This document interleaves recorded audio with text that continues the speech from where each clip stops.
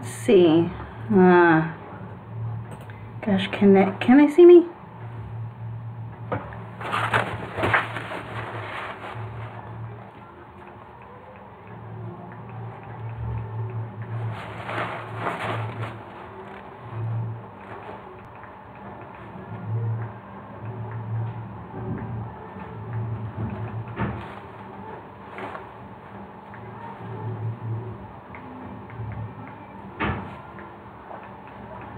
Just tweeting out what's going on here. What is going on with this?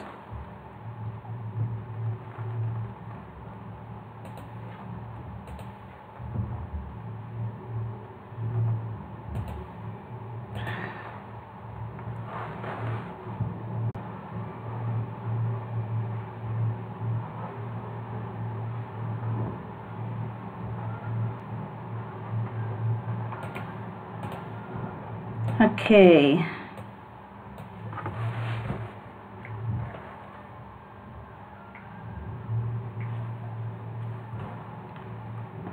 Hi everybody, welcome to my live stream. This is, well, I guess we can call it Magical Peach Internet, as I frequently take pictures of my live stream to advertise it out to Instagram that I have a live stream, because I'm so excited to have a live stream like a real artist. But today I am going to be drawing some character, well, not really character art, but I'm going to be making an episode for my Line Webtoon page, and you guys are going to get to see me outline the characters and the backgrounds and how I usually go about drawing my comics. And well, I'm going to warn you, every 20 minutes so I'm going to have to get up and check on some pies that I left in the oven. That's right, I can bake and I can draw.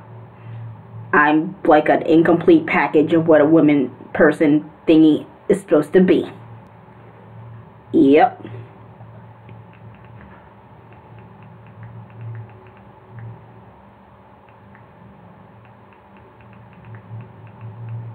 As soon as I just advertise my live stream on Instagram, where I apparently have a lot of followers for my art.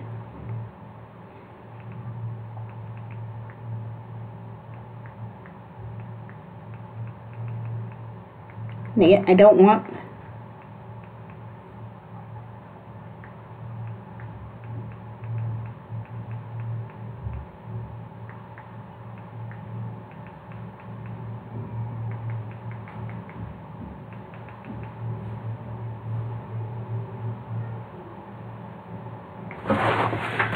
As you can see, I've already staged out my drawings, and for today's selection of music, per se, not even music, we're also going to be hearing from different people who are interested in the animation industry like me. We are going to listen to the wonderful live stream audio stylings of Animats and Film Book Podcast. Next week we will be listening to let's see. Let's start on list. Old School Lane, who has also graciously allowed us to...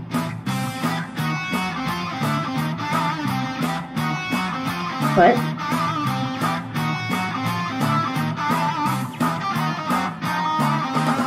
Hello, everybody, and welcome to the Animation Podcast, a weekly podcast about all things animation, brought to you by Film Book. My name is Matt Brunet, but some of you may know me as Animat from my YouTube channel, Electric Dragon 505. Home of web series that are all about animation, and including Animation Look Back and Animax Reviews. Now, if this is your first time here in the Animation Podcast, well, let me just say, the title will go and explain everything for you, but specifically though, this will look into the latest news that happened this week. So, first and foremost, in this episode, I'll be looking into the brand new show by regular show creator J.G. Quintel.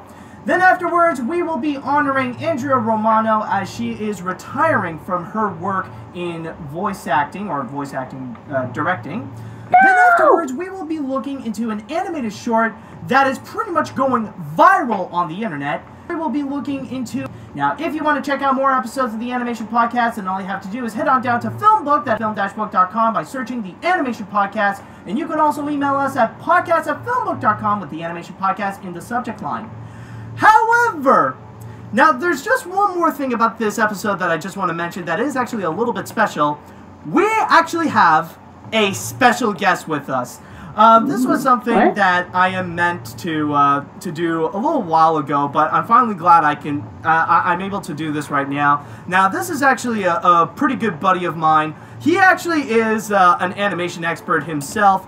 He has his own YouTube channel where he does animated film reviews, where he does analysis, he does some art stuff, and so much more. Ladies and gentlemen, may I introduce to you from Cartoon Palooza, ladies and gentlemen, Joey Tedesco. Like the Joey, first part of what I'm doing. Man? Hey, how you doing? I'm doing pretty good, man. Thanks for having me on board. But there's one thing I want to bring up. Yeah. So, last week there was an animated movie that came out that I think a lot of people were looking forward to talk about. And a movie that I saw myself that I'm looking forward to, and given my love for Sony Pictures Animation, what's the best way I can say this?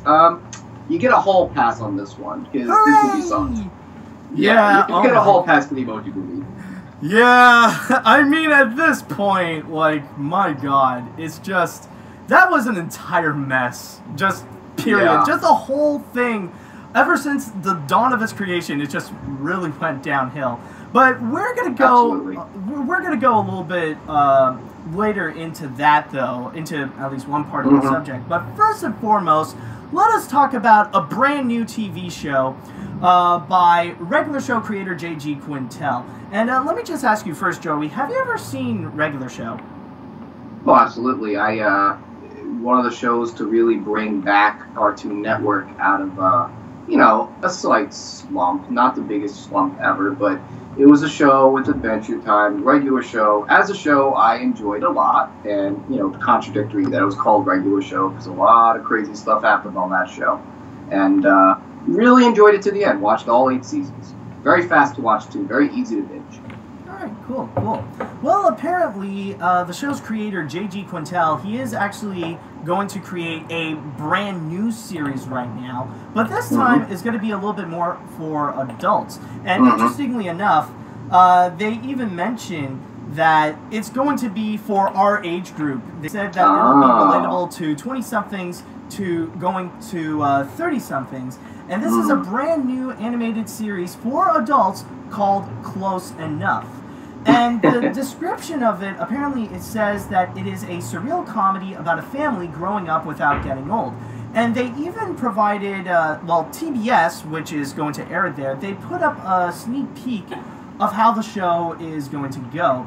And kid, while they also have some roommates where you got a bearded guy, and you also got this girl, well, I guess she's more like the trending girl wearing a pink shirt.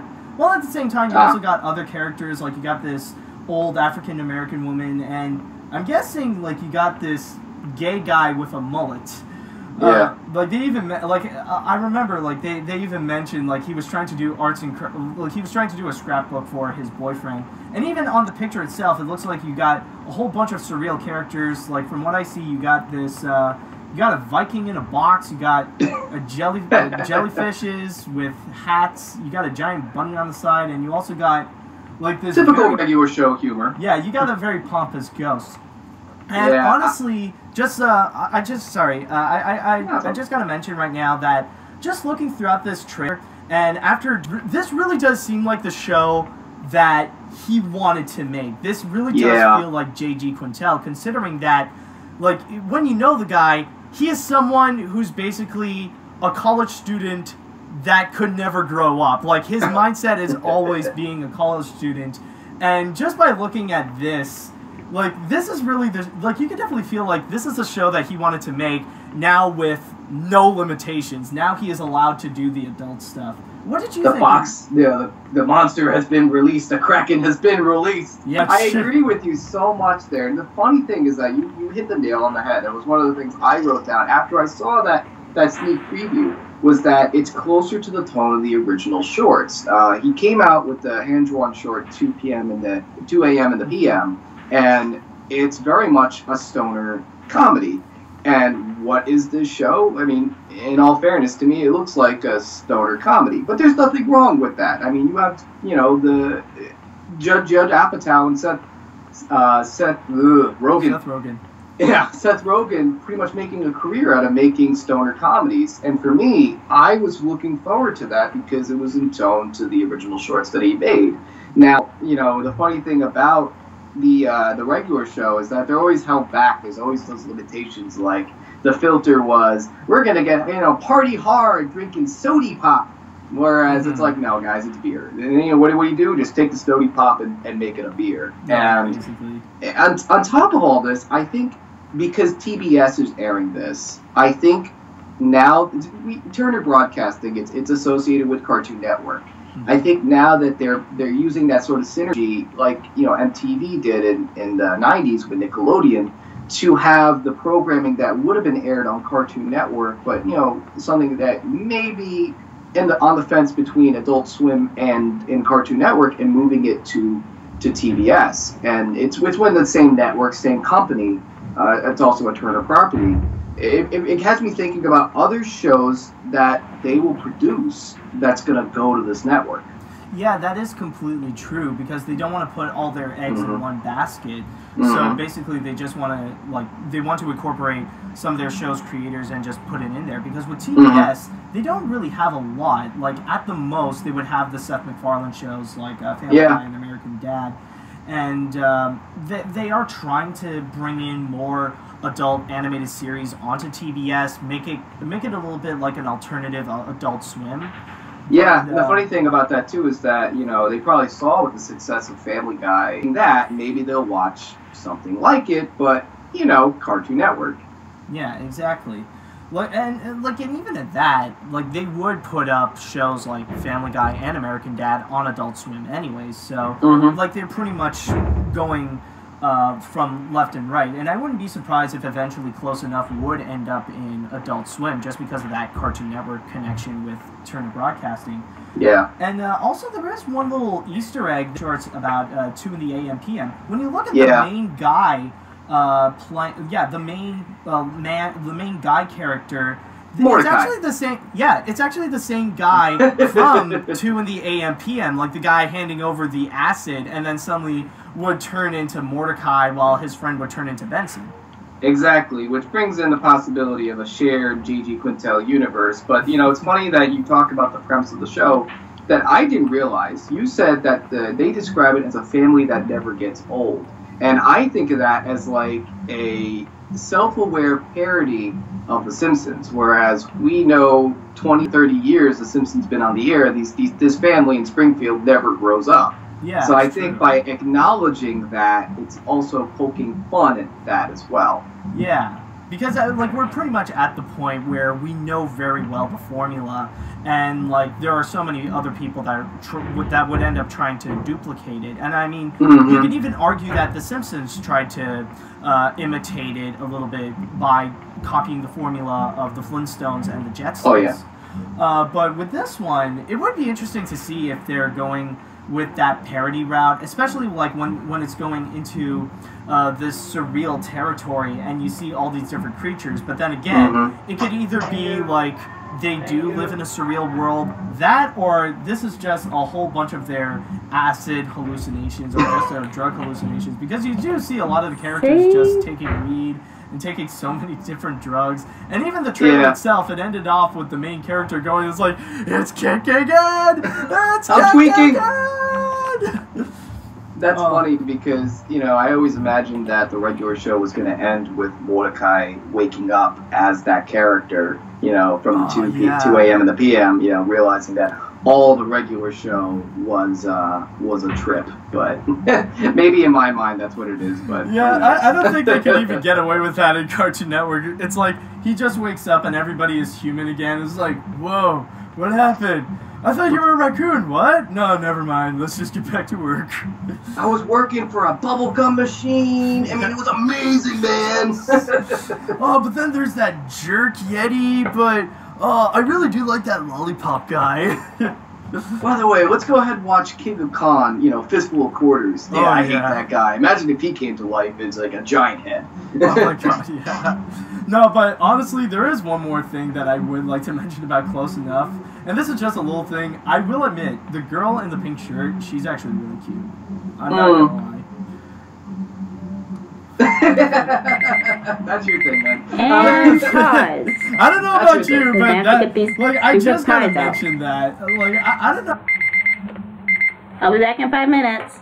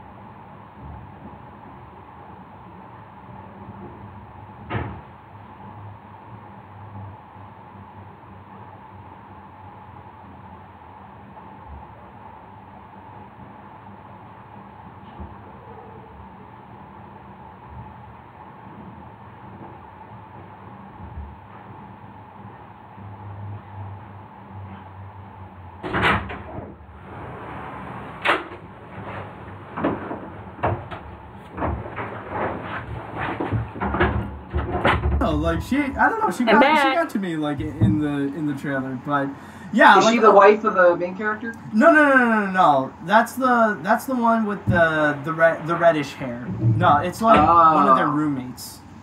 Okay, I didn't notice. Oh, you mean the one that's being voiced by the Rigby's girlfriend? I think so. I don't know. Like, I mean, my source is from Cartoon Brew, and they didn't mention any of the specifics, like who would be voicing who. Okay, I think I know what you're talking about. The roommate. Yeah, I know. Okay. But yeah, they didn't, surprisingly enough, they didn't even mention when this is going to be released. They just say that this is going to be coming soon. So rather be earlier this year or maybe in 2018, yeah, just keep your eye out for Close Enough, the latest anime series from J.G. Quintel. Oh my gosh, my kitchen smells like chips right now. It does seem like a pretty interesting show. Or shall I say, super toast? Probably. Hey, maybe this could be one of the shows that like you can enhance the experience by joining in the smoke with them. All right, but anyways, our next story that we have right over here, sadly. This is going to be another end of an era for a voice acting legend. Now, last year, we had a little bit of a tragedy when the legendary June Foray sadly passed away at the age of 99. May she rest in peace. Now, this is not as sad, though, with this news. Nobody died, really. It's just that someone... Thank God! Yeah. Dude, it was earlier this year. You mean last week, I have to admit, it was a little bit overkill for me. It's like, it wasn't just June Foray, but... No, I did a preview to her. Do not miss that data. Away, the legendary Disney Imagineer. Like, that one, it feels like, okay, come on, please, one at a time. Let's not repeat 2016. Even like, recently with live action guy, the guy who wrote Sam Shepard, dude. Have you seen the short video of Matthew McConaughey reacting to Sam Shepard's death? Oh, no, I haven't seen it. Well, long story short, like on the red carpet interview tells him that he was close friends with him and like catching it. So I guess, my reaction to take a break. Yeah, exactly. But yeah, so what we are talking about though is going to be the retirement of the legendary casting and voice acting director Andrea Romano. No, She Catwoman. has recently announced this week that she is immediately retiring after 30 years of directing people on voice acting numerous of projects.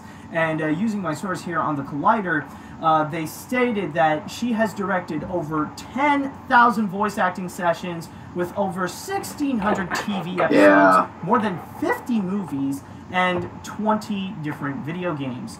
And Andrea Romano even let out a statement stating, "I shall miss so many aspects of this industry, particularly the people I've worked on alongside, and all the fun that happened on both sides of the glass. From the bottom of my heart, I extend my sincere gratitude to every actor, producer, director, engineer, and colleague that has helped make this run so incredible. Doing this job, working with all these wonderful people, has been my ultimate blessing.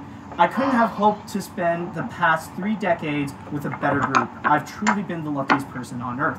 Now, for those of you who don't know who Andrea Romano is, chances are, if you're listening to this, then you have heard or you have seen a cartoon that would feature the directing talents of Andrea Romano. The best way I could describe Andrea Romano is, if you could think of your favorite superhero in recent years, think of your favorite superhero, there's a good chance they have that voice thanks to Andrea Romano.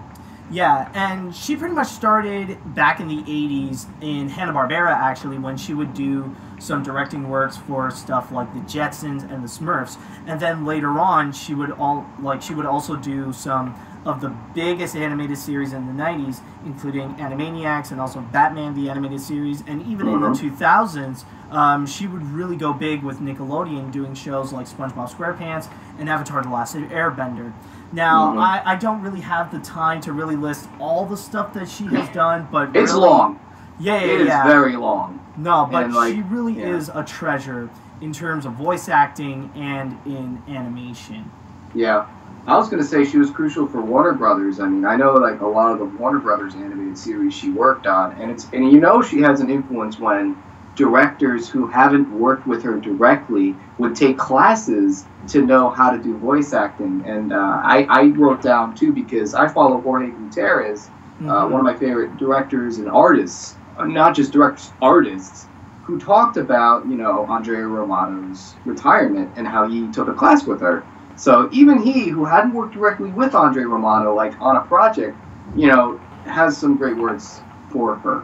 Yeah, and that's exactly why she definitely left an impact when it comes to voice acting or how to direct voice acting, because everybody nowadays immediately took a page off of her. I remember looking into the documentary I Know That Voice, and they would all mention how Andrea Romano really played a huge part throughout their career, how her pretty much her directing skills really either improved upon their own talent.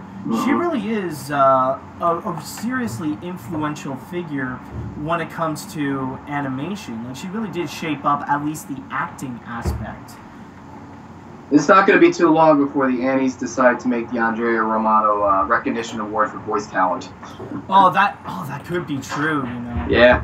Yeah, because they already have an award for they have the special award for June Foray, so it could be possible that they would make a special lifetime achievement voice acting dedicated to Andrea Romano. And honestly, as someone who is aspiring to get into voice acting, who is currently trying to get into a path of voice acting, Andrea Romano is the kind of person that I would wish to work with. Someone, if you're going to be working with her, then there's a very good chance you're going to be in a path of success, that you know you're going to be going into something good when she will be in charge. And she does seem like the kind of person that would really want to get the best out of you, and also to have fun at the same time. So Andrea Romano, ditto pretty much everything you said. Yeah, exactly. I can't add anything else because she really is that great. Yeah, she truly is such a great legend. And in a way, it's going to be a little bit sad that she has to go, but it's great at the same time, though, that she really made that huge of an influence. So at least we would have an idea of what it would be like to have Andrea Romano directing a voice acting session. So a really big impact to leave the industry in a rather positive manner. So that on is top. Good. Yeah, pretty much. So with all that said, we just want to say thank you so much, Andrea Romano, for the legend. That's ditto. Exactly.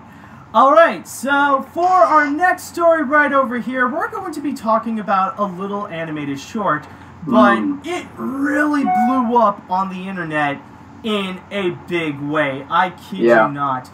This really became one of the biggest internet sensations this week. Like, the short itself actually just got released, and already it's, like, for a while now, it's actually the #2 trending video YouTube.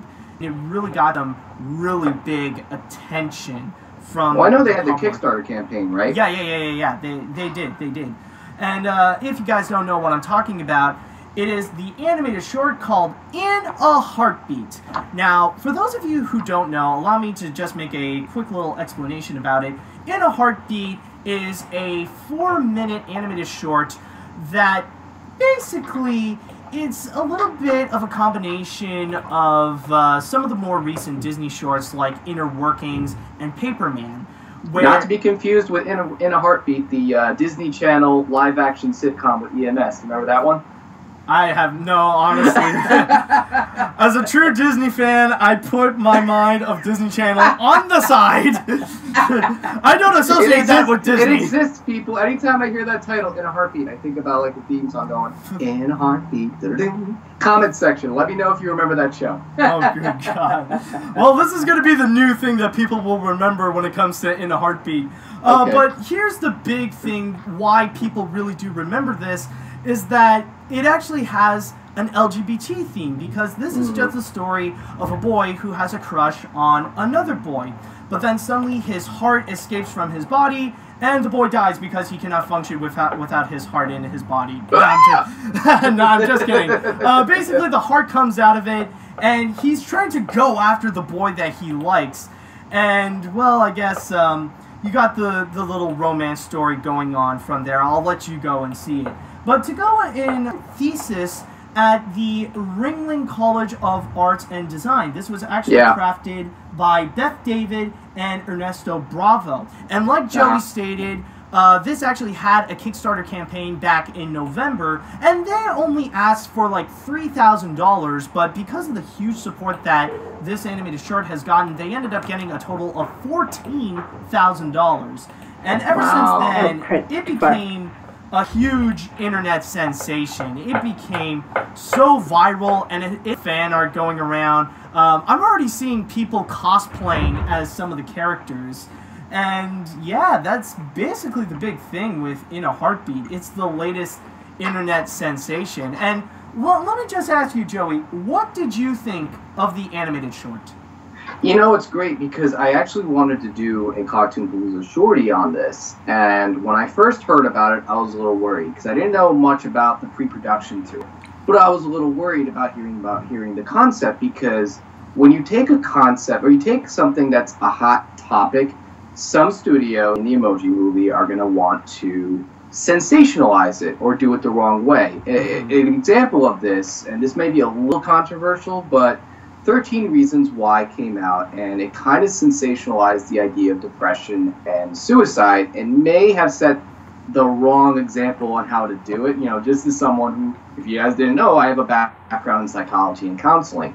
So I was worried that the short was going to sensationalize it versus give an honest, genuine approach to something like, you know, homosexual relations. But when I saw it, I was happy. I was satisfied, and it's just such a sweet, genuine short. I mean, like, if you're a student and you're in animation going in, this is going to be the short that's going to be talked about for a while, and it's great that it's a student short film, because it's been a while since we've had a student animated short film gain this much traction. I think the only one that I could think about would be the one that, way back when John Lasseter won his Student Academy Awards, and that's John Lasseter. So that's saying a lot. There have probably been other ones that have been just as influential, known for computer animation. So I think it's great that they have a short like this to really set themselves, as a school, kind of like what Cal Arts did. That's a whole other topic for another time.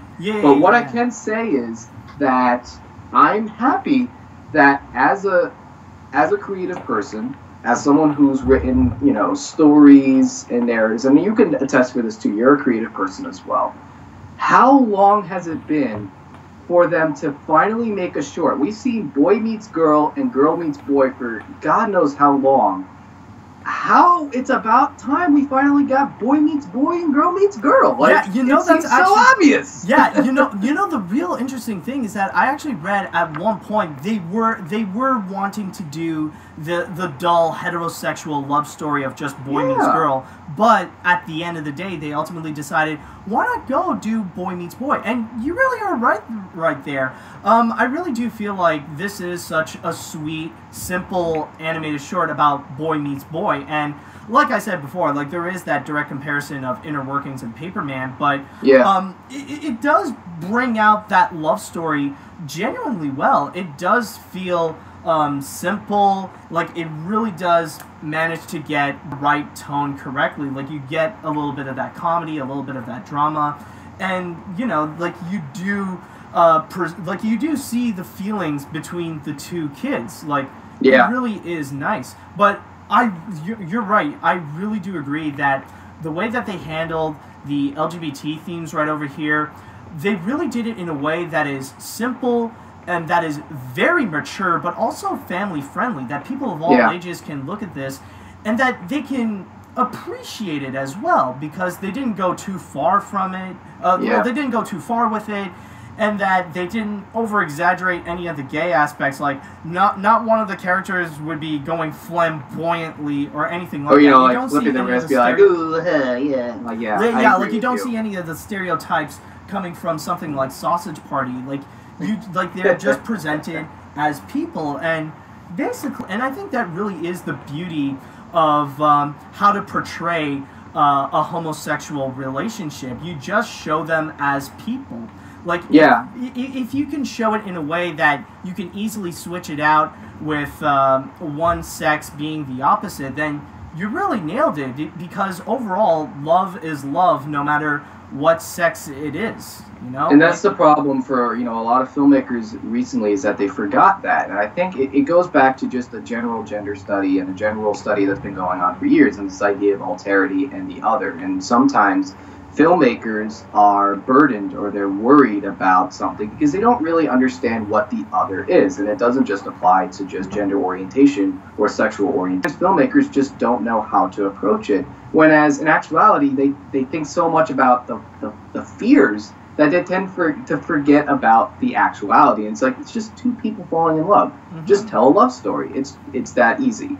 And I think when you watch something and you get the moment where you're like, I wish I came up with that, you've made a good short. And it's simple, short, poetic, and very well animated short. And that's why it works. And that's why we can see, a future with, homosexual characters, a positive, outlook for it, versus, falling upon fears and, as you mentioned before, the stereotypes of gay characters in film. Mm-hmm. Yeah, like, this pretty much did open up the possibilities of how it can work. And we have seen, slowly but surely, we are seeing more homosexual characters appear. Eventually, like, there will be a time when that won't be that much of an issue. Like, it'll still be there, but eventually there will be a time when the LGBT community will be accepted a lot more as people. They still have a long journey ahead of them in order to be fully accepted by the public, by everyone, both like no matter which side of the political spectrum that you're in. But but at least like they are. It's a path that is slowly but surely getting there. Like for me personally, I do feel like this is the reason why it's going to be a long, long time until we're going to half into making it. Like eventually we will make it there, and in a heartbeat, it's actually a good first step. But it is a good first step. Yeah, but Joey, I'm going to ask you a question now that is probably going to make people hate us. Do you have any criticism? Wrong and objectively wrong, because guess what? You know, we gotta be the bearer of bad news, but someone's gotta be the bearer of bad news. But, you know, when I was watching this, maybe I have to rewatch it again. But for me, I feel like all the flaws it could have had could have been avoided if it weren't a student film. But because these are made by students who are still learning their craft, student film, like, you know, it's kind of like a loaded criticism, because you know it's going to be corrected for, you know, because it's a student work. So I think people need to go into that mindset going into this. It's like, it's not going to be, you know, a Pixar level animated short, because it's not a Pixar level animated short. This is the last batch, I promise. Because it is a student animated short, you can almost say that they're taking full advantage of what a studio that makes, you know, like Splash Entertainment making Norm of the North is failing on, and they are a bigger studio than, say, a student coming out of an art school. So I think it's actually not just, it started off as a criticism, but actually works in its favor. Is that because this is a short film, you know, and it's they're going in the right trajectory and in the right step. In fact, the only criticism I have is the animation, but that's because, you know, like I said, you know, a million times already, is that this is something that they're going to be working on. But as it is just go in knowing that this isn't going to be a Pixar level animated short. Yeah, honestly, I completely agree with you right there. That's my one little thing with this animated short. Now, there are a lot of aspects in the animation that do work. I really do like the designs, the backgrounds. You know, they're simple, but, you know, they do work in their favor. It's just the character animation. It just feels a little bit rigidy. The movements are not necessarily as smooth. It's just like, it does need a little bit more work. But like you said, this is still a student project, and I've seen so much hype for it, though. That's the thing. Like, when you get the comment too, program focusing on one type of animation, and because computer animation is a multi-step process, you're not going to get that fluid animation unless you focus on rigging. But maybe the guys working on this, you know, calling the shots, were mostly doing modeling or doing textures, you know. That's why that aspect is probably not going to be as big as the other one. But like we were saying, you know, it's something that you're still learning the craft. Yeah, but and I agree. They're students. They're still learning. At least they have that excuse. But like when you mentioned though that like when you advise people don't come in expecting a Pixar film or anything like that, like that's probably the big thing they really need to people really need to emphasize, because I've seen so much hype for it, like in so many clickbait titles going like, oh my god, this is animated short. Yeah, like no joke. I've seen one saying like, this is as good as a Pixar short. Like they really want to go far by saying like this is the best animated thing ever. Really? Is it really as good as a Pixar? It's like quality-wise really coming out of the Pixar quality of the animation, it's not. But writing-wise, like, it is as good as some of the mainstream shorts. Like, something that could come out as Disney. That, I will give them that. But animation-wise, it will need a little bit more work. But again, they're students, and that's exactly what they're doing. They're going to master their craft. At least we know that with the criticisms that we'll be giving, like, they are going to be working on it. They will be improving on it. So at least there is a good in there. So, overall, I would say that this is definitely a great short, and I highly recommend anyone go checking it out, and especially, like, if you're someone in the LGBTQ plus community, like, this is going to be a #1 watch right over there, and my only advice is just don't go... too, you should watch this as well. If you're a creative person that wants to know good, simple storytelling, this is it. Yeah, exactly. And if you want... Yeah, and this is also a great idea that if you want to incorporate some LGBTQ plus themes into your subject, and you want to find a source outside of some of the Cartoon Network stuff like Steven Universe and Adventure Time, this would actually be a great idea. So yeah, I highly recommend checking it out. I agree. Yeah. All right, so our next story right over here, interestingly enough, Joey, you mentioned not too long ago his work. My first exposure to Jorge Gutierrez started when I watched El Tigre, and I was going to Nickelodeon one day, and I saw El Tigre, and I was floored. I was like, this is one of the first pioneers for Flash animation with his other shorts. So after that, I started to learn more about his work. I learned about his, he and his wife, they collaborate on projects. I learned about how they worked at your favorite studios, Sony Pictures, when they were doing VFX for Stuart Little. Well, that was at ImageWorks. That ain't Sony Animation, though. At ImageWorks, but it was Sony produced. I actually like Stuart Little, believe it or not, so I don't mind. Like, ImageWorks, I don't mind, actually. Yeah. Like, they can make some good stuff. I want to drop that in there. Of course you want to drop it. I want to drop that in there, guys. I thought you already dropped it. Guys. I thought you already dropped it in right at the beginning with the whole emoji. You gotta give me some credit, man. You gotta give me some credit because, all right. All right. A little bit of a hall pass. Some exceptions. Yeah, true.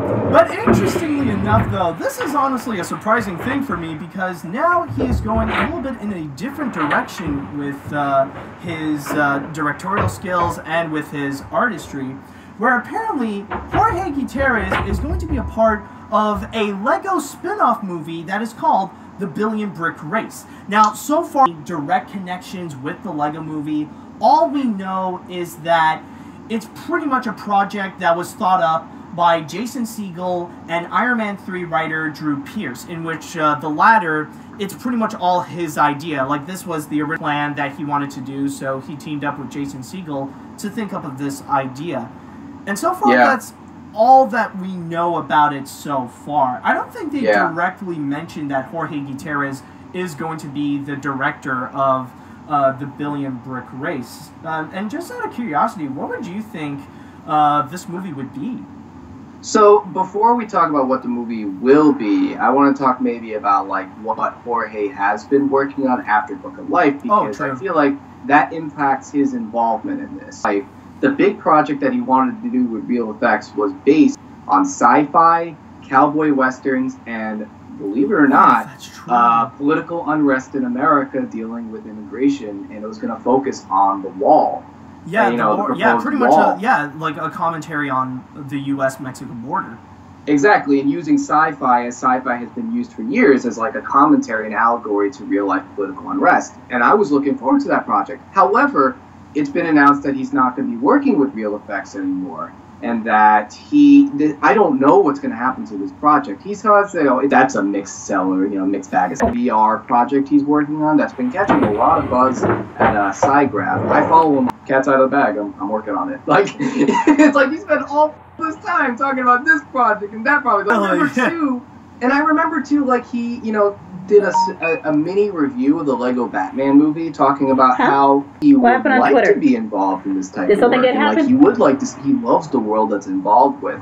My problem is that if he's going to be working on it, to make it a Jorge Gutierrez brand sort of thing, he's got a very distinct style. Like, I love what a Jorge Gutierrez. It's like a Mexican iconography mixed with traditional acrylic art, mixed with Fleischer-style animation, Fleischer-style design, and that's why I love his work. But in Lego, how you're going to be able to pull that all off can be interesting, because the world they have in the Lego movie, I don't know if you've noticed this too, is that the Lego movies that are happening within this grand, bigger picture, which it makes me think, it makes it sound like it's a mad world, but with Lego characters. Yeah, exactly. That's how I feel at the same time. And when I heard that Jorge Gutierrez would be a part of this Lego project,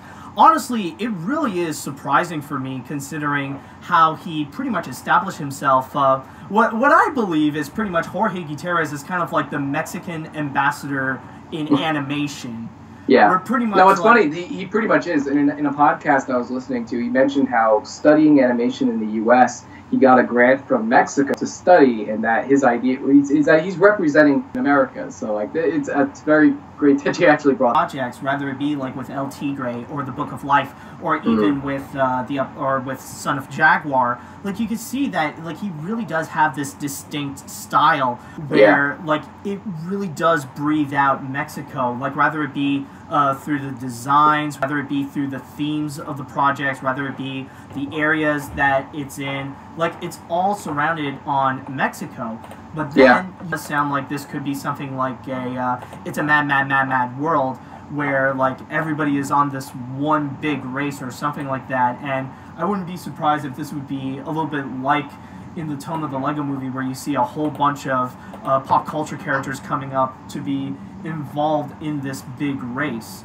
Not to be confused with the other big race movie, Mad Max Fury Road. Now, if they decide to make the Lego Movie version of Mad Max Fury Road, directed by Jorge Gutierrez, sign me up. You know, actually, that wouldn't be too far-fetched, considering that, like, I think Mad Max is Warner Brothers. So it could be possible they could add some cameos into it, like you suddenly see Mad Max or Immortal Joe. Like, that wouldn't be too far off. I can legitimately... Where's my pieces? I want my 2x2 brick pieces. Oh my god. Oh man, what's the outer world? Like, what do they call the reality world? Oh, in yeah, in the I just know they just call, like, I forgot what they called that. Yeah. What was it, like the Great Beyond or something like that?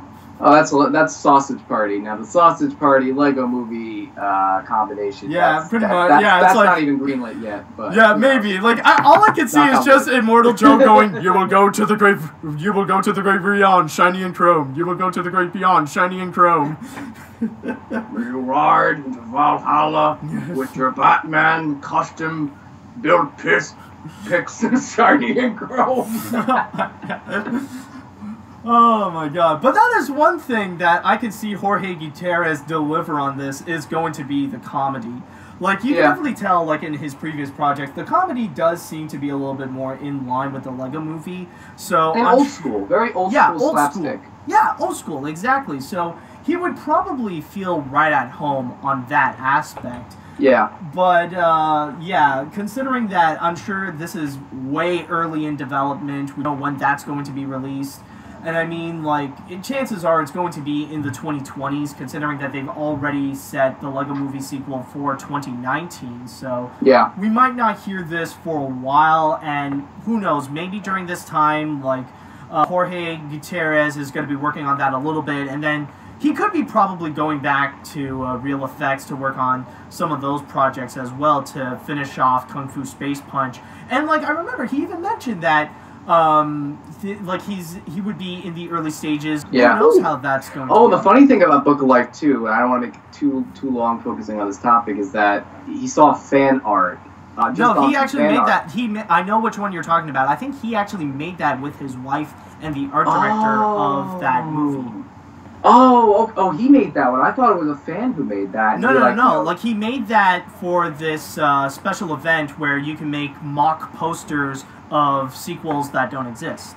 Oh, okay, that actually makes more sense. Yeah. But still, I saw that poster, I was like, I want to see that movie. Yeah, same here. That looks awesome. It does. And, before we go too long, one thing I want to end off, and you brought it up earlier, is how with Jorge Gutierrez, a lot of people don't think about this installation he did a really long time ago. This is how nerdy I'm getting here. But he did an installation on video game art.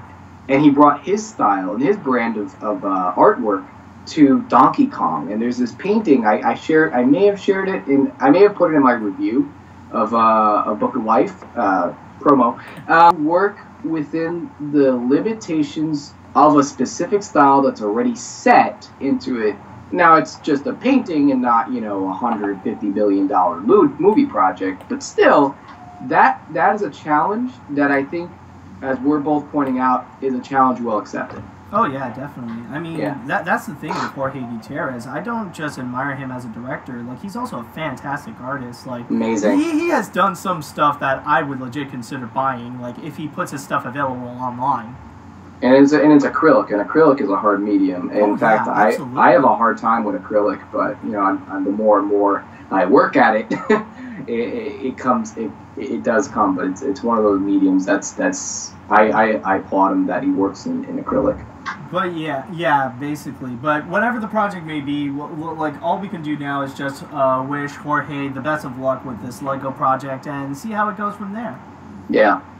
Alright, so, finally, we are now going to end things off with Animat's pick of the week right now. Ooh. And this is a pretty interesting story. Now, this is, honestly, a topic that I've already covered a little bit. Maybe I've done it in my podcast, but I know I've talked about this in one of my videos. Like, I pretty much made an entire editorial on this. It's actually been a year ago, actually. Holy crap, I just realized. But yeah, this is basically talking about the power of Rotten Tomatoes and the impact that it would have when a movie would have a fresh rating or especially a rotten rating. And the reason why this subject is really brought up is actually because it actually made about half of its budget, around $24 million. And even the president of worldwide marketing and distribution of Sony Pictures actually stated that the Emoji Movie was built for people under 18, which honestly I gotta say that is a lie, because the Emoji Movie is built for people under 8. Imagine a freaking teenager enjoying the hell out of the Emoji Movie. Like, there's no way. Anyways, another wide release with a score under 8% that has opened north of 20 million. I don't think there is one. And I'm sorry to bring this up to mention.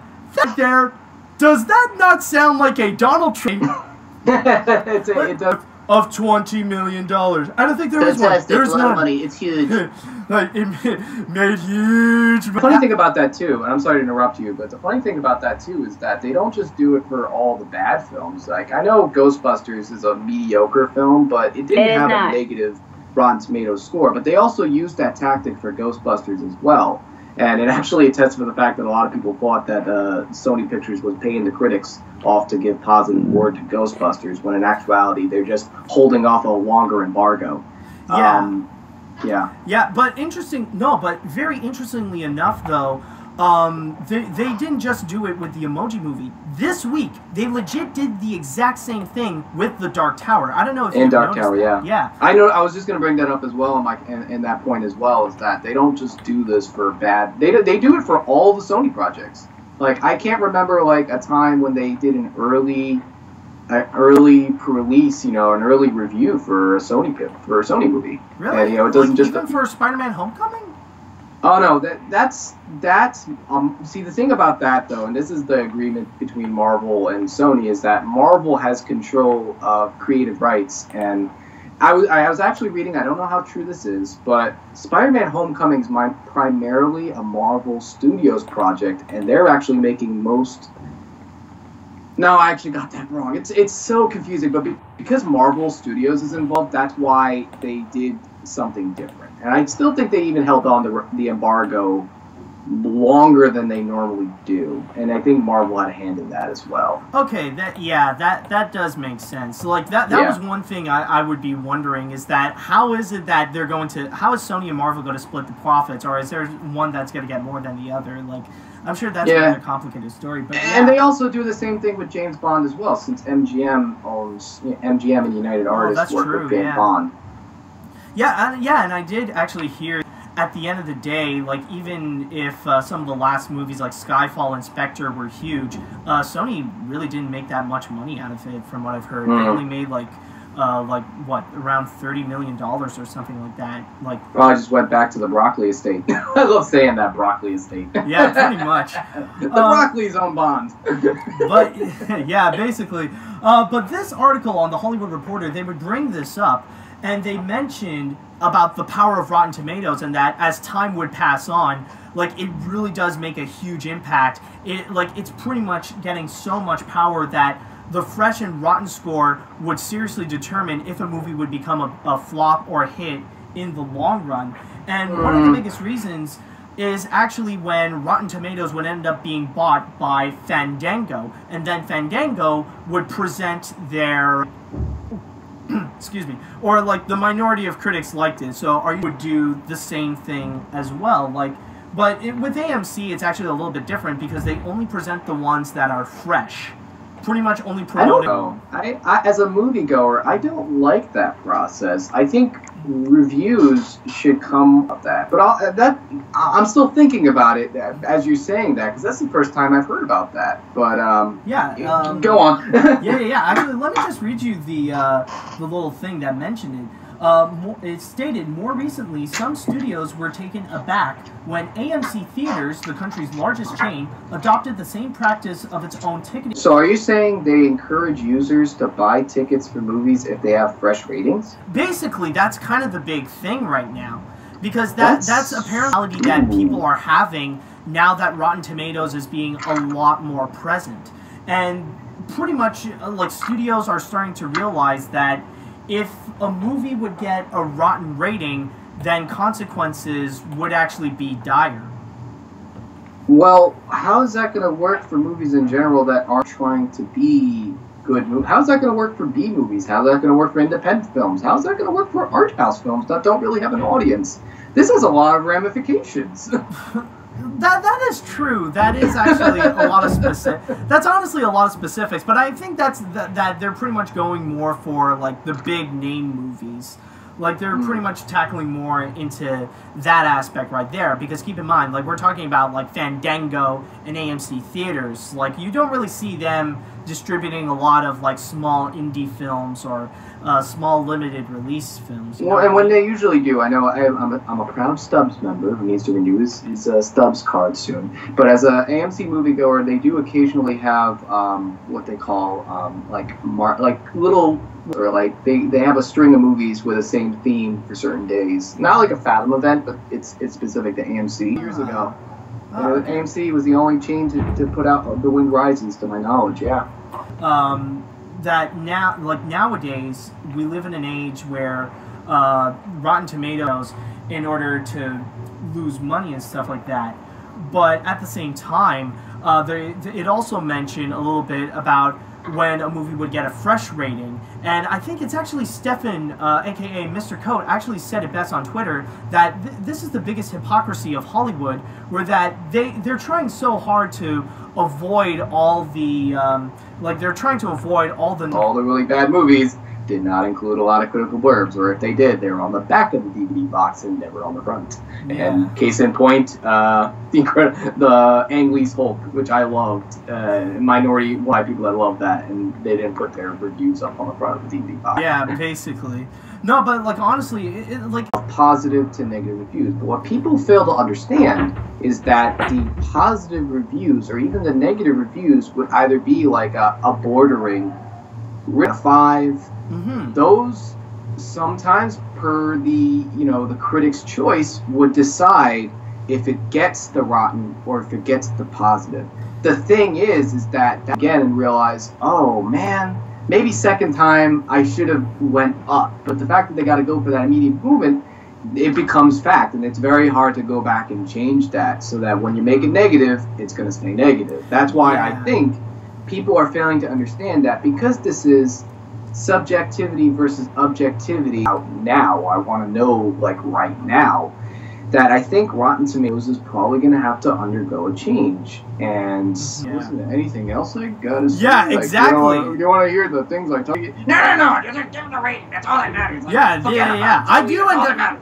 I actually do end up getting people like who would just tell me like what the tomato meter would mean. Like it could end up being like a mediocre film, and everybody gave it like a 3 out of 5. Said this, and he discussed the themes, and he discussed like the type of, we made money despite getting negative reviews. I mean, how you? It's like it is a sad fact that you're going to get people who love movies, who want to discuss subtlety and want to discuss nuance, versus people that are just going to be like gut reaction. The aspect of you, where is it that they... And here, Animat here, we do occasionally, make videos together. You can find them on Joey T Cartoon P, the Cartoon Palooza, which is on YouTube. And if you'd like to see some other work I do, most of everything on Twitter and Facebook is with my username handles TEDZEY. A web cartoon I'm working on that's pretty much, Garfield. It's pretty much what I described. It's Garfield, except he's dead. Therefore, it must be like Garfield after the 2000s. Yeah, basically. And with all that said, that is all I've got for this week. So thank you guys so much for listening to this episode of the Animation Podcast. You can find more of my work at film-book.com. Just search for Matthew Brunette or the Animation Podcast. You can also find me on my Twitter at Animat505. Now, if you have listened to this podcast on iTunes or any other podcast,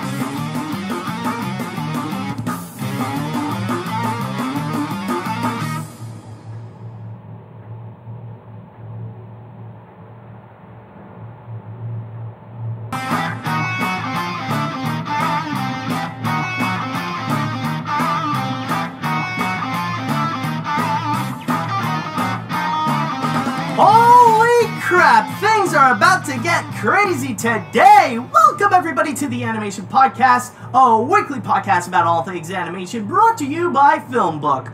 My name is Matt Brunet, but some of you may know me as Animat from my YouTube channel, Electric Dragon 505, home of web series that are all about animation, including Animation Look Back and Animat's Reviews.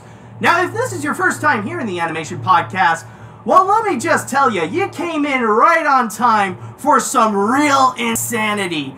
I thought it would be a long time that we would top a story like the whole Rick and Morty Szechuan sauce disaster, but somehow life finds a way and could be the most controversial anime.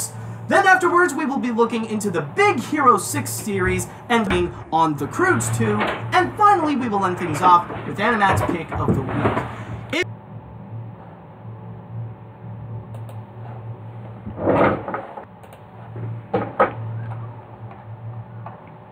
Thanksgiving, while not a major holiday brought into the always look forward to record was via VCR to cassette tape, it was an exciting time to watch cartoons while your family prepares a Thanksgiving dinner. So back in fall 2012, when I was looking up a list of all the Nickelodeon's Thanksgiving specials to watch again for the Nickelodeon. Hey, you, come here. Feast your eyes upon this triple top secret tape I got of Nickelodeon. The 80s? It's a cartoon feast you won't see anywhere else at Nick's Thanksgiving Fest. I won it on November of that year, and then focused on doing my top 5 Nickelodeon Thanksgiving specials. But there was something about that special that didn't leave my mind after watching it. It had this unique charm to it that none of the Nickelodeon shows had, or even since then. I wanted to know more about its history.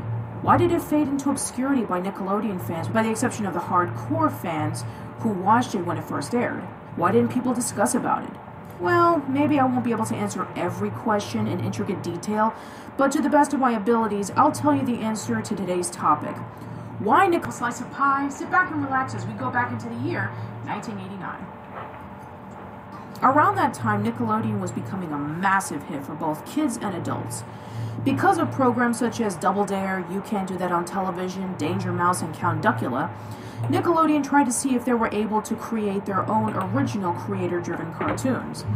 Herb Scannell, the vice president of Nickelodeon programming at the time, hired Vanessa Coffey, who was working on shows such as Jim Henson's Muppet Babies and the first 5 episodes of Teenage Mutant Ninja Tween. The first segment, titled Thanksgiving Nightmare, features a family eating a nice Thanksgiving meal.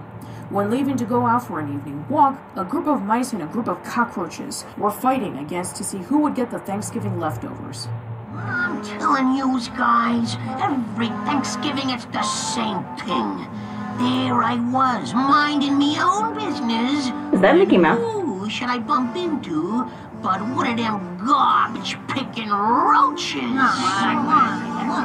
you know what I don't know about you guys, but I'm fed up with this kind of treatment every year. The Thanksgiving dinner. And the only thing between us and starvation are those thieving mice. They mean to separate the candied yams. Oh my god. Comrade insects, How much longer will we allow our life's blood to be snatched away and devoured by those undersized rats? I'd be having a foodgasm if you guys weren't vermin. The pink giants have gone out for a walk. Our only chance is now. Are you with me? However, the family cat prevented them from getting the food. They decided to distract the cat while trying to get a hold of the food. The second segment, titled Thanksgiving Dreams, is about two kids named Sam and Emily growing up during the Great Depression. They're worried about not getting a real Thanksgiving meal after their mom starts having difficulties finding a job. I was really hoping to have some sort of work by now, so I could make you a real Thanksgiving feast tomorrow. Where's your dinner, Mom? I'm not very hungry. Mom's ready to give up her own dinner, so Sam and Emily can eat. Isn't there anything to do? In which they shrink into an inch long and being led to a kitchen where they encounter dancing food and utensils prepping a Thanksgiving feast. However, one of the kids accidentally knocks over a box of yeast where it fell upon a bowl of dough, turning into a giant dough monster. The kids have to find a way to defeat the monster before it overtakes the kitchen and ruins the dinner. In between the segments are these shorts showcasing on Thanksgiving on numerous perspectives and how it's celebrated. And of course, no Thanksgiving is complete without a turkey. Speaking of turkeys, look at what we have here. Our hidden camera has found one of the few lucky turkeys who have managed to avoid Thanksgiving so far. Let's try to ask him how he's managed it. Excuse me, Mr. Turkey.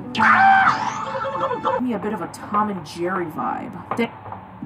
So, just waiting for us to leave, huh? So you could steal yourself some turkey. I'm warning you, you no-good flea factory.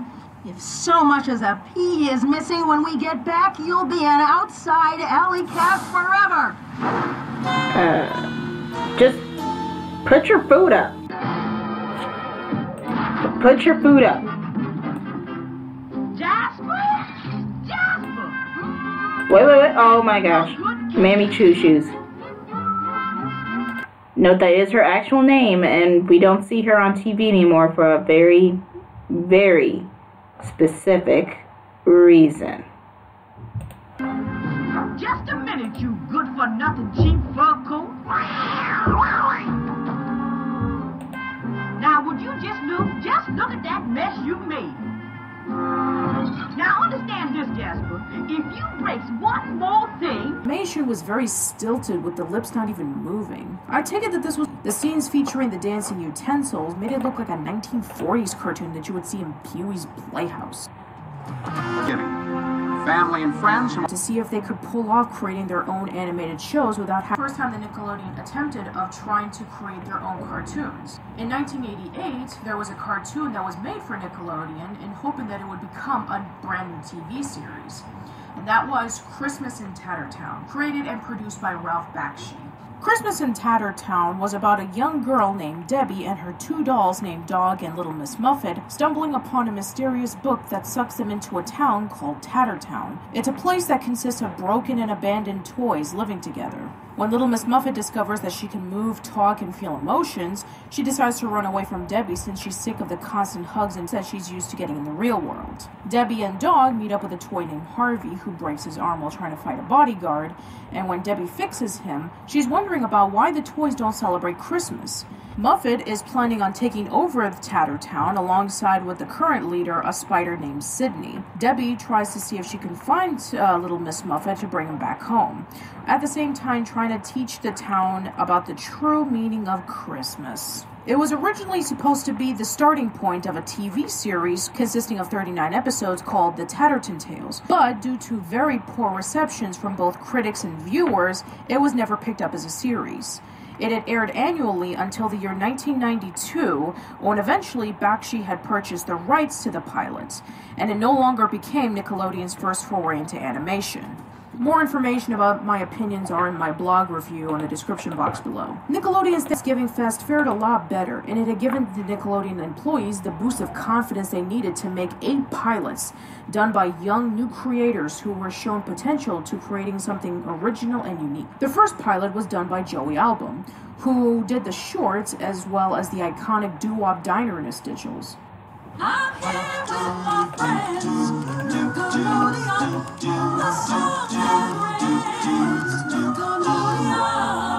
Was called Thunder Lizards. Thunder Lizards was about 3 dinosaurs who were part of a band setting off to play for a concert called Dino Fest. However, the youngest member of the group wanders into an active volcano to pull off some skateboarding tricks before the concert starts. But he gets himself into trouble and is rescued by their beatnik roadie named Tear at a certain time to perform. At the time, his animation was the most well-known in Nickelodeon. In fact, I had recently gotten a hold of Joey Album on Facebook to ask him information about what his experiences were on working on Nickelodeon's Thanksgiving Fest. This was his following response. For me, it was a long time ago. From what I remember, it was back in the days of hand inking and hand painting on cells. Also, the whole thing was shot on film on an animation camera stand, so it was a lot of work. My segments were inspired by traditional Warner Brothers cartoons. They would sometimes do a short in the style of A Trip to the Zoo, where there would be running gags, interaction between the announcer and the characters, and a payoff at the end. I think that the announcer was doing a version of Don Adams from Get Smart. The nice thing about it was that I worked with a lot of great and talented and interesting people. The drawback was very little sleep. I flew out to LA to do the final mix. It was the first time I had ever driven a car by myself. I'm a typical NYC, born and raised, meaning I had just gotten my license. I had to follow Vanessa Coffey in my rental car. When I safely reached the hotel, I felt like kissing the ground. Everyone in Nick was super supportive, including Vanessa. Unfortunately, when showing the kids the pilot, they didn't care for it, and they felt that the show felt more like for really little kids as opposed to older kids. I don't think that's a bad thing, though. It can be fully appreciated with a niche audience, which is just fine. Unfortunately, the majority of the other pilots cannot be found online. I'll give you whatever information that I was able to research on thanks to the book, Nickelodeon Nation, the history, politics, and economics of America's only TV channel for kids, edited by Heather Hendershot. The second pilot, titled Channel Zero, was based on the second well-known interstitial cartoon characters for Nickelodeon called the Big Beast Quintet, created by George Eveland of Colossal Pictures. You don't know who they are? Well, maybe this will jog your memory. On the Lord of Hero, on the Lord of Hero, on the Ricky Tickle, while living #1 Nickelodeon. Nope. Channel Zero would have focused on those 5 monsters as news reporters under the supervision of a boss named Nero Zero, who had a nice mean switch on his head that could be switched on and off on the spot. The pilot was about them trying to find a Sasquatch-like creature called the known as the Big Beast, who wanders to the forest by himself trying to find the creature right before Nero Zero loses his temper. When showcasing it to a group, none of them had jobs as news reporters, nor did they have to deal with temperamental bosses. The third pilot, titled The Weasel Patrol, was based on a comic book series about a group of incompetent weasels who fought crime against an even more incompetent group of smugglers trying to steal top-secret chili peppers that could be used as rocket fuel. When showcasing the pilot to the kids, they found it to be incredibly convoluted and boring. It was even said that one of the kids had stated that he would rather be staring at a blank wall than watching the pilot again. The fourth and fifth pilots were done in Cosgrove Hall Productions, an animation studio in England responsible for Danger Mouse and Count Duckula, 2 of the most popular acquired cartoons of Nickelodeon during the 80s. The fourth pilot, titled The Crowville Chronicles, was about a crow named Clarence and a koala named Ozzy, who worked as a newspaper reporter and a photographer respectively, trying to come up with a front page spread in only 10 minutes before publishing. They found a rhino and they take a picture in front of it so they can make up a story about carrying out a rescue in the jungle. It suddenly becomes real when the rhino starts chasing after them. When showcasing it to the kids, they found it to be dull and uninteresting. The fifth pilot, titled Trash, was a stop-motion cartoon about a superhero named Crash Morgan, whose intruder alert alarm was set off and they landed in jail. The pilot ended abruptly, saying, "To be continued, if they're lucky." The kids weren't interested in the pilot being too tedious and the characters being very formulaic. None of those pilots were pulling through. Were Nickelodeon ready to create their own cartoons? Could they continue to set the standards of good quality children's programming while putting their own style to it? Rugrats and the Ren and Stimpy Show. Each of them became a huge success and were given the approval of being made into full-fledged TV shows. These cartoons would set the standards of not only what the Nicktoons would about promoting the latest toy, action, made you think that the characters were real. It's all those statements plus many, many more Nicktoons memorable and why they're still remembered as timeless in people's minds today. It would jumpstart or enhance the careers of the people who worked on the special. Vanessa Coffey became Vice President of Animation, directing the animation tips for aspiring artists and animators on his own YouTube art style series, Class of 3000, Young Justice, and Scooby, and slowly stopped airing around the early. You probably even heard of it. But to those who did watch it, it gained an underground following on forums and websites dedicated to nostalgia, discussing about what little they remembered of it, until a few years later it will be uploaded on YouTube. Hopefully different of it. But just remember, partly because of this simple and humble animation. Without Nickelodeon's Thanksgiving Fest, we wouldn't have Doug, Rugrats, Ren and Stimpy, Rocko's Modern Life, Hey Arnold, SpongeBob, The Fairly Odd Parents, Invader Zim, Avatar The Last Airbender, Legend of Korra, Harvey Beaks, and so much more. We wouldn't even have the cartoons that were inspired thanks to the Nicktoons. So the next time Thanksgiving comes around, and you watch one of the specials from the Nickelodeon lineup, make sure that you watch this one, and remember on what it helped create. It was a small seed that grew into a big tree of creativity, imagination, entertainment, and fond memories of the past and excitement for what the future holds.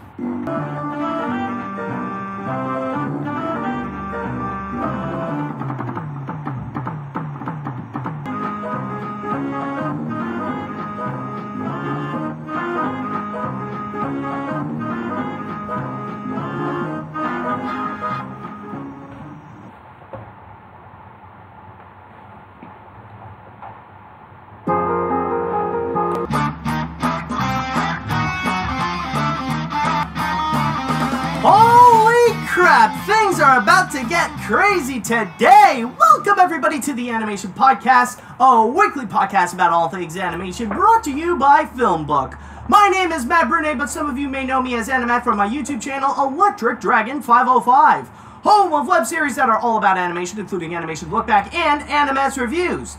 Now, if this is your first time here in the Animation Podcast, well, let me just tell you, you came in right on time for some real insanity. If you think that's crazy, then wait till you see this. Now, for example, in this episode in particular, we're going to be looking into what could possibly be the most controversial animation story of the year.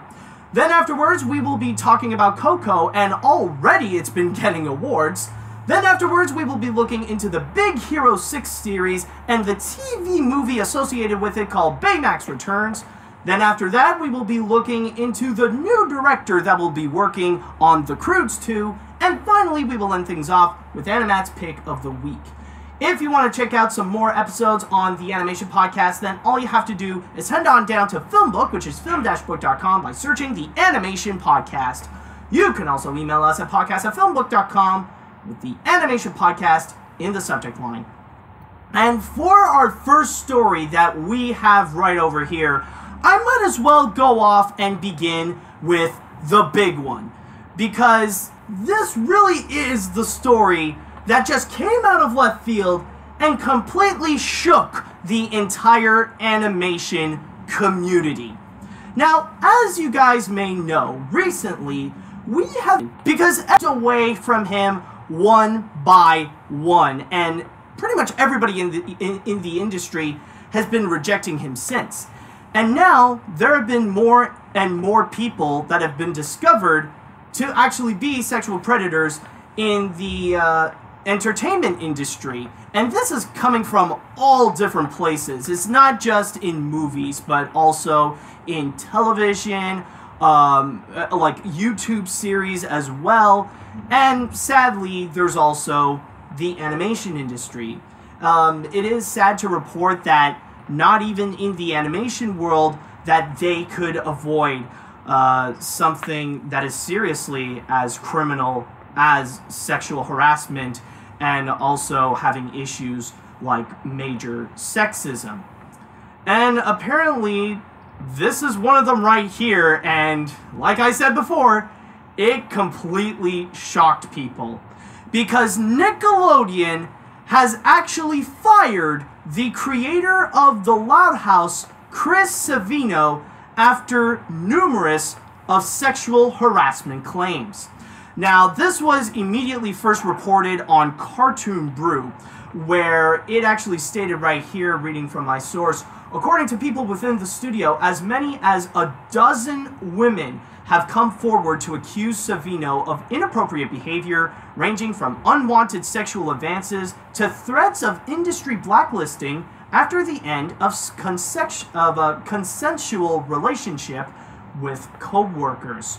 Now, at first, Viacom contacted Cartoon Brew, or a Nickelodeon spokesperson has mentioned Cartoon Brew, stating, putting up this statement, and there were plenty of other reporters, like from Variety, Deadline. They would all get that same message, saying that Viacom is committed to the safety and well-being of our employees, and to foster, investigate them thoroughly, and take any necessary actions as a result.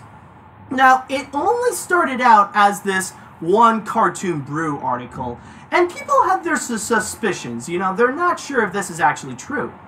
But as time would pass, like the days after this report was actually released, there have been more and more women that actually came out and revealed that, yes, he is actually a sexual harasser. One of these is actually Ann Walker Farrell, who is a director at BoJack Horseman. Oh, well, like for BoJack Horseman, I mean. But she went onto Twitter and she revealed her story about how Chris Savino would be sexually harassing her. And then Cartoon Brew would later pick up another story from an anonymous artist who decided to share her story with her relationship with Chris Savino. And let me read that to you right over here. It actually stated, this took place about 4 years ago. Chris Savino was working with a development program at Nickelodeon. A woman close to me had had a project that was being developed under his supervision. He got her personal contact information under the guise of helping her develop the project off hours. He presented himself as a mentor. He then proceeded to send her unwanted text messages that were lewd and sexual in nature on more than one occasion. When she turned down his advances, her development project was let go. He is a classic case of a predatory male using his status of power over a female subordinate. As with most victims, she was worried of how speaking out against him would affect her career, and no action was ever taken. And there have been many more stories. In fact, it could be possible that more than a dozen women actually did come out and reveal their story about how Chris Savino would take advantage of them sexually. Now, I just want to mention right now, though, that this is actually not the first time, and it's highly doubtful if this will even be the last time that there is a major case of sexual harassment in the animation industry.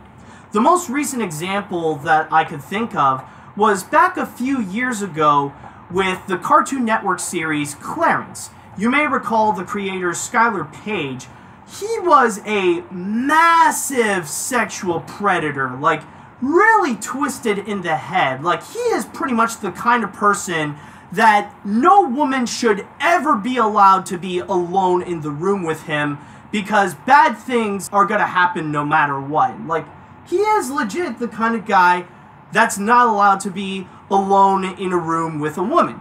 Which is pretty much also why Mike Pence kind of put that rule onto himself, just in case. Okay, but all political zingers aside, what ended up happening was that after one of the sexual harassments occurred with Skylar Page, he literally went completely insane to the point that he had to be hospitalized, and later it was revealed that he had severe bipolar disorder, which either way is not an excuse to treat women in that manner. So what ended up happening was that Cartoon Network immediately fired Skylar Page, and Spencer Rothbell, I believe. Rothbell also replaced Paige as the voice of Clarence. And interestingly enough, now that Chris Savino is officially fired from Nickelodeon, Nick actually got a little bit more revealing. Like, they actually stepped up a little bit more to reveal that, yes, it is Chris Savino that's been causing this problems. And they actually released a statement by saying that Chris Savino is no longer working with Nickelodeon. We take allegations of misconduct very seriously, and we are committed to fostering a safe and professional workplace environment that is free from harassment or other kinds of inappropriate conduct. The last early in 2018. And by the way, this is a quote that I've officially been revealed to be a massive sexual predator, and this has actually been going on for decades. This is not like Skylar Page, where you only had a few incidents happen on Cartoon Network. This has spanned throughout his entire career in animation, both on Cartoon Network and on Nickelodeon.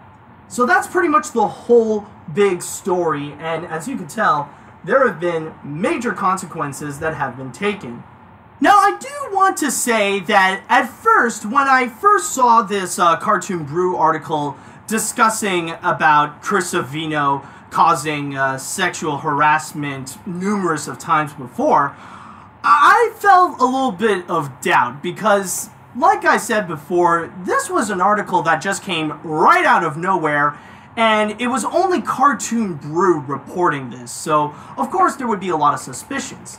Now, I wanted to check a little bit more info, and after I had a chat with a friend of mine named Predator, and I think before even Cartoon Brew picked up the different stories, like, he was the first one to actually tell me that this has been going on for decades throughout his career with numerous of women.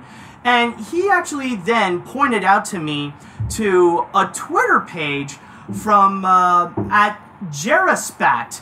And let me tell you, Jeraspat right over here, he is one hell of a trooper. Like, he really is one heck of a Robert Mueller. In fact, he actually might have done a better job trying to go and cover some evidence to show that leaving a lot of different articles and social media pages all around social media revealing all different stories from women in animation, truly revealing that, yes, he actually is a sexual predator, and this has been going on. And in fact, this has actually been revealed even before this this news actually broke out, that women are trying to give out warning signs that Chris Savino is actually a terrible person. So after all that, I started to believe more and more that this is actually legitimate and that Chris Savino actually is a terrible person that would be capable of doing that to women. And it's honestly really shocking, I gotta say. I mean, even though, yes, like at this point, after the numerous of stories that we've heard ever since Harvey Weinstein, like, it's almost repeating itself, but the fact that this is also legitimately going on in the animation industry, where it's not just happening like one little instance like with Skylar Page, but it's been going on for a long time, and some people would end up getting away with it, it's honestly really shocking. So this really did convince me that, yes, Chris Savino would actually do this. But I will say, though, there is one thing that I am debating a little bit. Because if there could be one thing that is more crazy than this story, right, that could debatably be even more insane than the story itself. So I decided I want to go and do my own research and dig a little deeper. So what I did is that I went onto social media and created a poll on Twitter and pretty much go ahead and ask a straightforward question, saying, do you think the Loud House creator Chris Savino sexually harassed these women throughout his career in animation?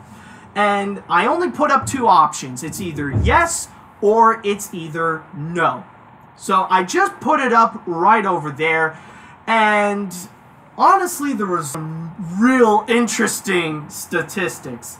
So, out of a total of almost 500 people who voted on my Twitter poll, which specifically is 478 people in a span of 24 hours, and by the way, I recently have done this, it is a total of 56 people that said yes.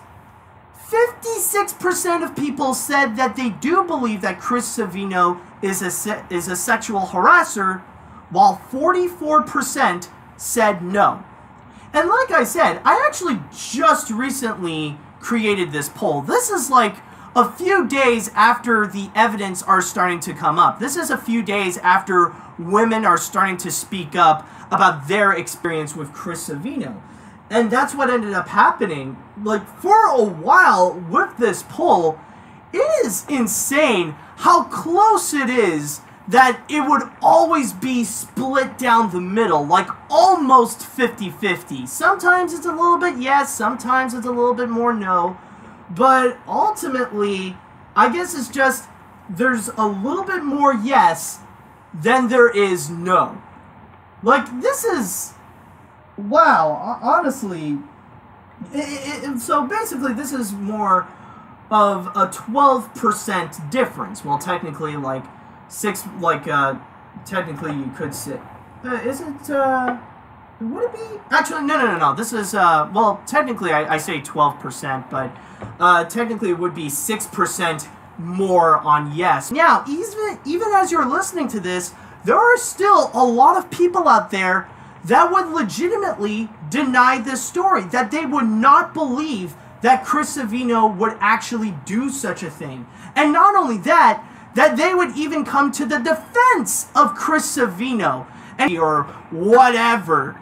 Like, they would actually go and really get out of their way to go and defend Chris Savino and say that he is not a sexual harasser.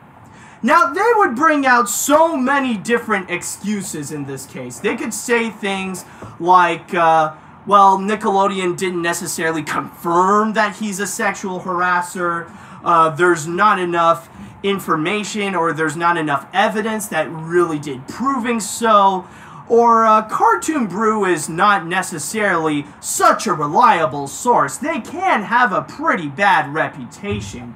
And they would go into all different sources, or they would even mention, like, they're not hearing Chris Savino's side of the story. And they would bring all that up. But honestly, listening to those excuses, like, there's a lot of holes in them. Like, I will admit that technically, yes, it is true that Cartoon Brew does have a pretty bad reputation, and that Amity is a really controversial figure in the animation industry, and yeah, more often than not, he could be a pretty crappy journalist. And even with this article right over here, it really does feel like Cartoon Brew just really jumped the gun, and it's almost like they made things worse than Nickelodeon than it should. Like, Nickelodeon could have, like, easily controlled this situation and handled it well, but Cartoon Brew just had to immediately respond quickly, all because they want to be the first to report it. Like, Amity has a little bit of that same mentality as those annoying YouTube commenters that when they would see a video immediately pop up, go straight down to the comments and go, "First! I'm first! I'm the first one to write a comment on this! I'm first! Give me a trophy!" You know, that kind of mentality. Like, you could tell that with Cartoon Brew, they just want to report it first because they want to have the credentials to say, oh, we're the first ones to do it. But here's the problem, though. As bad of a reputation as Cartoon Brew can have, there's never been a moment that they would report fake news. Like, I don't really recall a time that Cartoon Brew would completely invent a story. Like, they would just entirely make some stuff up. So, when you would see Cartoon Brew make a report that Nickelodeon would fire Chris Savino for sexual harassment allegations, then there must be some truth to it. But I know for a fact that no matter what excuse that those defenders would make, there is only one that I could think of that this story could be legitimate. And that is the fact that they are Loud House, the artist. And they don't want to believe in the fact that the show that they loved, the show that made them fall in love with Nickelodeon again, was actually done by a horrible human being who actually turns out to be a sexual predator. They don't want to believe that because their blind love for the Loud House is just way too strong. And I can guarantee you that through my experience, 99% of the time, people who would defend Chris Savino for his actions, it's mainly because they are huge Loud House fans. Like, you go on their social media and they would be talking about specific episodes or basically the big explanation to why they would want to defend it. And I know it's because of their Loud House love, mainly because if Chris Savino would be working on a show that something that the general public didn't necessarily enjoy as much as something like the Loud House, like if Chris Savino would be a worker on a show like Teen Titans Go, or the Powerpuff Girls remake, or the Cloudy with a Chance of Meatball series, or Big Mouth, then people would eat that story up, and they wouldn't need any more evidence to fully believe that Chris Savino would do such a thing. Like, they would immediately accept it. In fact, actually, I don't have to make any rhetorical examples, because there is actually a legitimate example that I could actually present to you. I have legitimately seen more people believing that one of the writers of the Powerpuff Girls remake is a pedophile, just one character that looks like him who has a crush on Blossom, more so than people believing that Chris Savino is a sexual predator, with actual evidence and testimonials from victims presented in front of them. It's honestly really insane.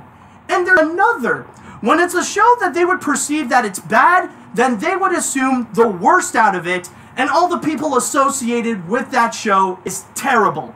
While if it's a good show, then they assume the best of it, and they would assume that everybody working on that show is actually good people.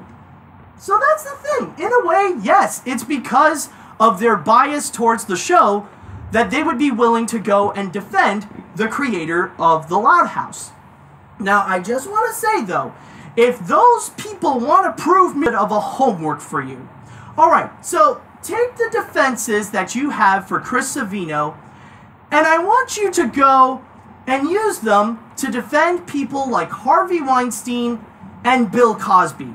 Because as far as I'm concerned with those three people, they're pretty much in the exact same position. They're all accused for the similar case, and on top of that, the same amount of evidence, and prove to me that you are someone who believes in innocence until proven guilty, and that you're not just a hypocritical Loud House fanboy. Just do that, and maybe you could prove me wrong about you on why would you even be willing to defend someone who has been accused of sexual harassment. But I will say, though, that there could be one good thing that could actually come out of this entire controversy with Chris Savino and his sexual harassment over at Nickelodeon, and then him getting fired because of it. I could see that in the long run, it could actually be really beneficial that they could take this as a major lesson in order to make the animation industry a safer workplace for artists and animators. That they could be rest assured that there would be a lot less sexual harassment, that sexism would not be tolerated whatsoever, so that everyone can basically be treated equally and full. So that could be the best thing that could come out of this, is that they would take this as an entire lesson that sexual harassment, no matter what, should not be tolerated, because that's basically the law of life. If you disrespect women, or if you disrespect other people with sexism or with sexual harassment, there will be consequences. Just like with what happened with Chris Savino. Now, there is also one big question that people do have with it right now, and this is a question especially asked by all the Loud House fans. They're wondering that now that they have kicked out Chris Savino, what's going to happen with the show? What's going to happen with the fate of its future, and what's going to be happening with the movie that's going to be coming out sometime in 2020? Well, honestly, for that, I feel like it shouldn't be that bad, because, again, just take a look at Clarence, for example. After Skylar Page was fired, they didn't necessarily cancel Clarence immediately. They left the series to go on for a couple more seasons, and then that's it. And honestly, that's what I can imagine with what's going to be happening with the Loud House. It's going to highly depend on who's going to be the next showrunner, and if they can still keep that same enthusiasm as they did in the first 2 seasons, if they can continue that. What I can imagine what could most likely be the case is that Nickelodeon will let the Loud House run for 2 or 3 more seasons, have the show be on, have the movie be on as the grand finale, and then that's pretty much it. That's my prediction on what's going to happen with the Loud House, but I guess we'll just have to wait and see, and best of the Loud House. For that, it's just something we'll have to see what will happen. But yeah, this is honestly one hell of a story right over here. And like I said before, I thought like there could be nothing that could really top the Rick and Morty Szechuan sauce controversy. Honestly, for me right now, I honestly feel like there could be a chance that Chris Savino is innocent. But with all the evidence that we have seen and all the testimonials from the victims in the animation industry, I could be leaning towards yes. Chris Savino is a sexual predator. And justice. Okay, guys. Gonna wrap it up for tonight. I don't know about you, but here it is 5:37. I'm sorry. It is 10:37 at night, and I have not eaten dinner. So we're going to come back on Saturday after I do some more studying, and we can finish up the art, putting some speech bubbles and some whiting around behind the words so that the characters don't stuck into them, and add some color with Photoshop. Thank you guys so much for watching, and please become a Patreon. Become a patron and help support the artist. Follow me on Tumblr and Line Webtoon.